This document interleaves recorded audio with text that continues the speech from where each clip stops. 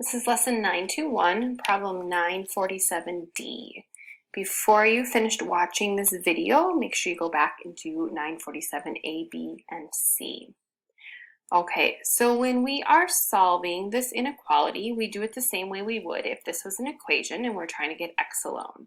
So I'm going to start by adding 5 to both sides.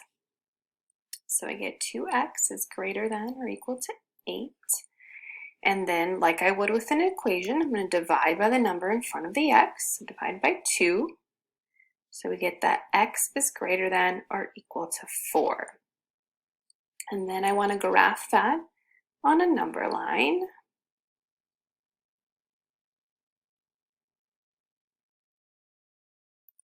All right, my boundary point is at 4, so that's where my circle is going to go.